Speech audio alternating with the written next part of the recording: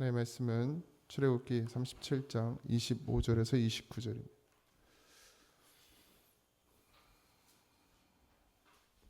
출애굽기 37장 25절에서 29절입니다.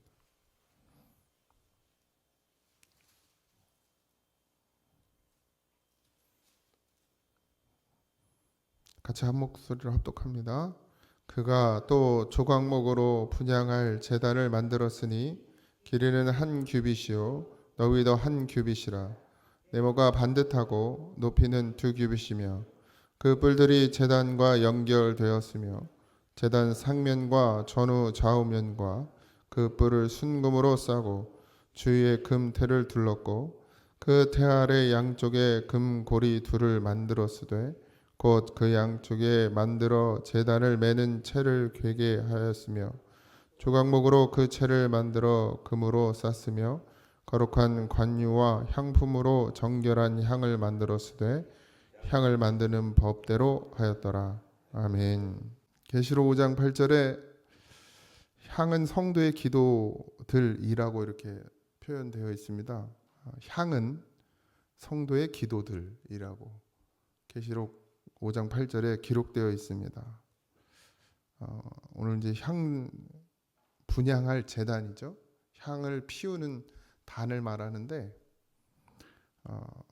성경에 나와 있는 제사장의 향을 피우는 일은 기도를 하나님께 올려드리는 일입니다. 그걸 상징하고 있어요. 지성소, 그러니까 하나님이 임재하는 그 아무도 들어갈 수 없고 대제사장만 들어갈 수 있는 그 지성소 휘장 바로 앞에 그 분향할 제단을 거기에 놓게 되어 있습니다. 분향은 제사장의 임무였습니다. 구약 시대에는. 그래서 제사장이 감당해야 될 일이었죠. 하나님께 기도를 올려드리는 것도 제사장이 대표로 하게 되어 있었고 또 응답을 받는 것도 제사장이 직접 응답을 받게 되어 있었죠. 그러나 지금은 성도들 각자가 하나님께 기도할 수 있게 되었습니다. 예수 그리스도의 이름으로 우리가 다 기도를 하죠. 그렇게 열어주셨죠. 지성소의 휘장을 찢으시고 이제 누가 대신할 것이 아니라 이제 주님께서 대제사장이 되셔서 우리의 죄를 감당하셨고 이제 하나님과의 막힌 담을 허셔서 이제 성도로 하여금 직접 기도하고 그리고 그 기도에 대한 응답을 받게 하셨죠. 그래서 기도 드리는 것이 성도의 직분이고 의무이고 임무입니다. 기도는 늘 해야 하는 것이죠. 기도드림을 바쁘다고 잊어버리지 말아야 합니다. 이제 우리에게 주어진 것이 우리에게. 여러분들 하나님과 이게 교제하고 소통하고 하나님을 대면할 수 있다라는 것은 정말 놀라운 은혜임에도 불구하고 지금 우리는 그 은혜에 대한 감각이 사실 없죠. 왜냐하면 처음부터 우리는 그냥 예수님의 이름으로 기도했고 하나님을 만났으니까요. 그런데 이스라엘 백성들은 그렇지 않았죠.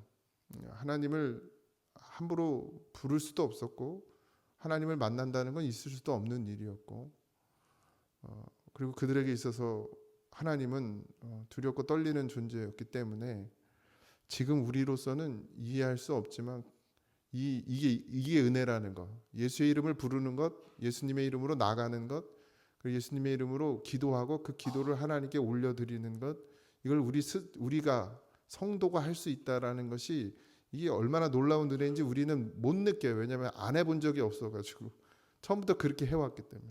근데 이스라엘 백성에게 있어서 이건 말도 안 되는 일입니다. 사실 감히 우리가 하나님의 이름을 불러? 감히 우리가 하나님께 기도를 하고 감히 우리가 하나님을 만나? 하나님을 대면해? 이건 뭐 상상할 수 없는 일이었죠. 근데 그게 열렸다라는 것, 그러니까 그걸 전하는 제자들이나 그걸 듣는 이스라엘 백성들에게는 이게 정말 한량없는 은혜라는 말이 그들에게는 맞는 말인 거죠. 근데 우리는 처음부터 그냥 막 하나님을 불러 제끼고 그냥 필요하면 그냥 오시고 필요 없으면 가시고 막 이렇게 신앙생활을 해오다 보니까 이게 도무지 하나님이 우리를 만나주고 우리의 기도를 들어주신다는 게 도대체 뭐 그렇게 뭐 대단한 일인가 싶을 정도로 별로 감각이 없을 뿐이죠. 그런데 사실은 정말 놀라운 은혜라는 것을 늘 우리가 잊지 말아야 합니다. 어쨌든 그렇게 향을 피우는 분향할 제단을 만들었죠. 지금 이제 이 성경에 나와 있는 모든 걸 만들 때 순금으로 만들거나 아니면 조각목을 이용해서 만들었죠. 조각목은 시팀 나무라고도 해석되어 있고요. 또 다른 성경에는 아카시아 나무로 되어 있습니다. 그러니까 조각목은 다 아카시아 나무로 우리가 흔히 볼 수 있는 아카시아 나무로 했던 것이고 거기에 이제 보통은 순금을 입히거나 아니면 이제 또 순금으로 아예 제작을 하는 경우도 있었습니다. 어쨌든 말씀과 기도는 같이 가죠. 균형과 조화를 이루어야 됩니다. 저번에도 제가 말씀드렸지만 말씀의 중심이 없이 기도하는 것은 뒤에 가서 장독대 위에 물 떠놓고 기도하는 거랑 똑같다 그랬습니다. 반드시 말씀과 같이 기도가 가야 하고 기도가 있으면 말씀이 있어야 하고 말씀이 있으면 기도가 있어야 됩니다. 이게 동일하게 움직여져야 돼요. 그러니까 근데 말씀은 어디에 있느냐? 예배의 자리에 있습니다. 물론 이제 우리는 자유로워졌죠. 제사장이 됐습니다. 만인 제사장이 됐죠. 그래서 누구나 기도할 수 있고 누구나 말씀을 읽을 수 있고 누구나 그 말씀에 대한 하나님의 뜻을 들을 수도 있어요. 성령을 통해서. 그러나 자의적 해석이 되면 안 된다라는 거예요. 근데 그러기가 너무 쉬워요. 성경을 읽고 자기 상황에 맞춰서 그 성경을 해석하기가 되게 쉽죠. 그래서 예배가 있고 그래서 목회자가 필요하기도 합니다. 물론 목회자도 그러면 거기서 자유롭냐? 그렇지 않아요. 자의적 해석을 목회자도 할 수 있습니다. 필요에 따라서 교회가 필요하에 따라서 교회에 필요한 것을 자기 생각으로 전할 수도 있어요. 그러니까 그건 정말 경계해야 되고 무서워해야 하고 두렵고 떨려야 하고요. 그래서 성도들은 그래서 목회자를 위해서 기도하게 되는 것이죠. 하나님이 그런 어떤 질서를 세워주셨죠. 사도들을 통해서 말씀을 가르치게 하셨고 전하게 하셨고 그럼 성도들은 그것을 듣고 깨닫게 하셨고 또 그 말씀을 순종하게 하셨던 것처럼 그러나 그럼에도 불구하고 우리가 말씀으로 훈련되어져야 되고 말씀에 보는 훈련이 되어져야 되는 것은 언젠가는 모일 수 없는 때가 옵니다. 교회가 없어질 수 있어요. 핍박이 올 수도 있고요. 어떤 상황이 올지 모릅니다. 그리고 또 삶이 예배가 되기 위해서 여러분들은 말씀으로 볼 수 있어야 돼요. 그러니까 성경을 읽고 그러잖아요. 뭐 가끔 이제 기도하고서 딱 펴가지고 이렇게 해서 이게 응답이라고 이러면서 자기 해석을 하는 사람들이 많단 말이에요. 이런 짓을 안 하기 위해서 뭐가 필요하냐? 말씀을 분별할 수 있는 능력이 필요합니다.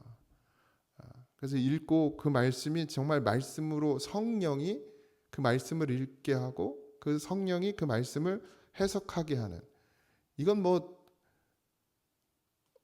공식은 아니에요. 그러니까 다 다르죠. 같은 말씀을 읽어도 그 성령이 말씀하심이 다 다를 수도 있습니다. 근데 어떤 기준을 세우고 그 기준 안에서 이 말씀을 보려고 하는 노력은 필요합니다. 그러니까 너무 벗어나면 안 돼요. 항상 성경은 뭐죠? 우리를 구원하기 위해서 하나님이 주신 하나님의 말씀의 샘플입니다. 이게 전체가 하나님의 말씀이지만 또 그렇다고 이게 전부는 아니죠. 그러나 이 성경을 통해서 해석하고 그 성경을 통해서 우리가 구원받기에 합당한 그리고 충분한 말씀이 이 성경 안에 있기 때문에 우리가 다른 것을 쫓지 않아도 된다라고 말씀하시는 것이죠.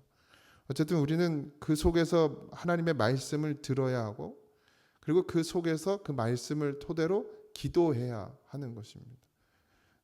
분향을 하는 부분도 여기 보면 거룩한 관유와 향품으로 정결한 향을 만들었으되 향을 만드는 법대로 하였다 이렇게 되어 있거든요. 그러니까 향도 내 맘대로 만드는 게 아니라 하나님이 가르쳐 주신 대로 그 향을 만들어 어떻게 해요? 피워서 그 연기를 올려드리는 거예요. 그러니까 기도도 내 방식, 내 생각, 내 뜻대로 기도하는 게 아니라 반드시 하나님이 우리에게 가르쳐 주신 대로 그래서 정 기도할 수 없으면 주기도문을 열심히 외우십시오. 차라리 내 욕심으로 기도하느니 차라리 주기도문을 열심히 하나님 주님이 가르쳐 주신 기도니까요. 그러니까 이 성경 안에서 성경을 통해서 우리가 기도할 수 있어야 된다라는 것이죠. 뭐 이제 여러분들이 신앙생활을 오래 하셨던 분들이 대부분이니까 뭐 이 말이 무슨 말인지 다 쉽게 이해하시겠죠. 어쨌든 분주하고 바쁘고 힘들수록 우리는 더 기도해야 합니다. 왜냐하면 그 속에 마귀가 틈을 타요. 우리가 분주하고 바쁘고 아무것도 생각할 수 없는 그 순간에 우리에게 틈 타고 들어와서 우리를 해 집어넣는 것이 마귀예요. 그러니까 그럴수록 더 어떻게 해요? 더 기도해야 되는 것이죠. 더 깊이 기도해야 되는. 그러니까 뭐 기도 시간이 길어야 된다는 얘기는 아닙니다. 그러나 주의 이름을 한번 부르더라도 정말 깊은 그 기도의 세계까지 들어갈 수 있는 그런 영적인 어떤 힘을 가지셔야 이 땅을 살아갈 수 있고 견뎌낼 수 있고 이길 수 있어요. 물론 여러분들 이런 감각조차 없는 사람들도 그리스도인이라고 하는 사람들 중에 있습니다.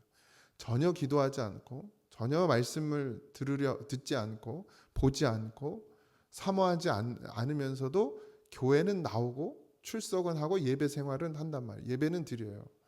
근데 그런 삶이 전혀 없으면 그건 분명히 다시 한번 점검해 봐야 합니다. 우리가 하나님께 기도를 드린다라는 것 자체가 건강한 신앙생활을 할 수 있는 기본입니다. 호흡하는 것. 병원에 가면 제가 맨날 욕을 먹어요. 저는 여러분들한테 맨날 잔소리를 하지만 저도 병원 가면 잔소리 듣습니다. 살 빼라, 뭐 당이 높다, 뭐가 높다. 그러다 가십니다. 들어요. 잔소리 들어요. 근데 오면 현실에 오면 해야 안 해요? 잘 안 되죠. 예. 뭐 잡곡 먹으라는데 잡곡 맛 없잖아요. 쌀밥이 막 그냥 그리워 입에서 막 땡기고 그럼 또 먹게 되죠. 우리 영적 생활도 마찬가지입니다. 제가 여러분들에게 늘 그렇게 잔소리하지만 결국 듣고서 집에 가서 할래니 잘 안 돼. 달콤해 세상께 더. 그러다 보니까 어떻게 해요? 점점점 무뎌지죠. 육신은 그냥 죽으면 끝나지만 영은 이게 다른 문제잖아요. 뭐 저기 뭐야 의사 말 안 듣고 관리 안 하고 쌀밥 열심히 먹고 죄송합니다. 쌀 농사 짓는 분들한테 쌀밥만 열심히 먹고 막 당이 팍팍 올라가고 안 좋은 것만 먹고 뭐 운동도 안 하고 그러면 빨리 죽을 수도 있겠죠. 뭐 그렇다고 또 다 빨리 죽는 건 아니더라고요. 보니까. 그런데 그래서 육신은 빨리 죽을 수도 있지만 뭐 잠깐 어차피 80을 살든 100을 살든 잠깐이니까 그렇다 치지만 심령은 그렇지가 않아요. 영원한 죽음에 이른다는 것이죠. 그게 문제죠. 그래서 우리가 뭐 육신도 관리해야 되지만 결국 심령의 관리는 반드시 필요합니다. 그 심령의 관리를 가장 필요한 것이 순전한 하나님의 말씀. 그러니까 작곡을 먹어야 돼. 하나님의 말씀 그리고 기도가 필요합니다. 어쩌면 기도는 운동이 되겠죠. 운동. 말씀만 너를 들이다 먹고서 머리만 커져가지고 기도 안 하니까 머리만 커져가지고 판단하고 막 지적하고 목사님 그 말씀은 그런 게 아니라 그러고 뭐 이런 생각만 하는 건 왜 그래요? 말씀만 들였다 먹고 기도를 안 해서 그런 거죠. 그러니까 이게 균형되어 같이 가야 되는 것이죠. 그러니까 오늘 하루 삶도 그런 삶이 되길 소망합니다. 하은이가 여기서 설교를 했어요. 제가 없을 때 이제 저 아내가 여기서 혼자 막 뭐 아주 뭐 높낮이도 있고 막 세게 약하게 막 이렇게 하더라고요. 영상을 보여줄 기회가 있을지 모르겠지만 근데 이런 말을 했어요. 하나님 말씀을 잘 안 들으면 지옥에 갑니다. 이렇게 하더라고요. 정답을 얘기하더라고요. 네, 말씀을 안 들으면 결국 지옥에 가는 거예요. 뭐 지금은 잘 못 느끼죠. 우리가 육신의 건강도 마찬가지 잘 못 느끼잖아요. 제가 아직 젊으니까 그냥 뭐 건강히 살겠지 이렇게 생각하지만 나이가 들면 들수록 이제 점점 이제 그게 오겠죠. 여러 가지 증상들로. 지금은 우리가 영적인 상태를 잘 모르죠. 그렇지만 이제 하나님께 가까이 가면 갈수록 그게 점점 이제 드러나지는 거예요. 그리고 우리의 삶 가운데서 반드시 문제가 일어나야 됩니다.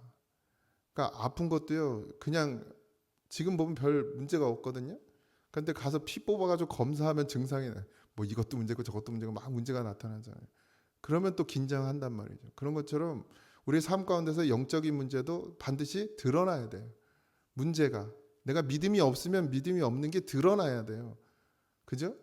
그래야 이걸 고치지. 안 그러면 모르고 가는 거예요. 그냥 난 믿음이 있는 줄 알고 가다가 결국 이제 정말 죽느냐 사느냐의 기로에 섰을 때 믿음으로 가야 될 하나님 나라를 가지 못하는 상황에 놓일 수 있기 때문에 어쩌면 우리의 삶 가운데서 내가 부족함이 드러나지고 내 죄가 드러나지고 내 연약함이 드러나지고 막 그게 감사하셔야 돼요.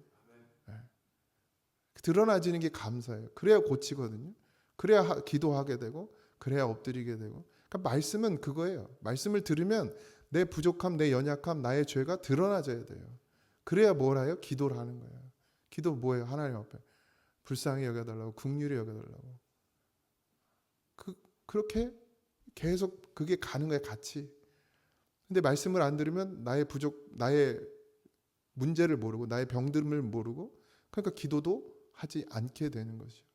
그러니까 오늘도 토요일이잖아요. 오늘 또 주일을 준비하는 날입니다. 어쨌든 또 일터에 가셔야 되고 뭐 일해야 되고 그렇게 안 하고는 이 땅에서 참 살기가 어려운 세상인 건 분명합니다. 그럼에도 불구하고 있는 곳에서 우리가 주님의 이름을 부르고 또 기도하고 들은 말씀을 또 한번 되새기고 그러면서 더 하나님께 가까이 나아가는 그런 하루가 되기를 주님의 이름으로 축원드립니다. 기도하겠습니다.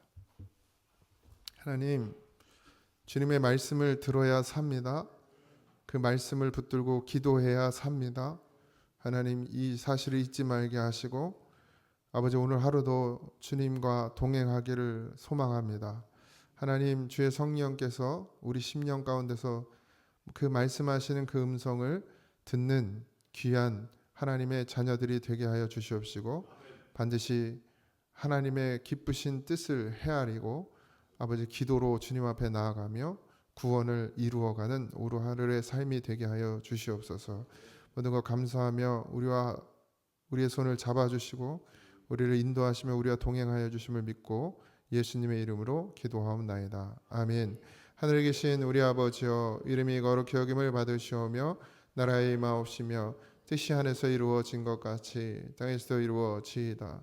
오늘날 우리에게 일용할 양식을 주옵시고 우리가 우리에게 죄진 자를 사하여 준 것 같이 우리 죄를 사하여 주옵시고 우리를 시험에 들게 하지 마옵시고 다만 악에서 구하옵소서.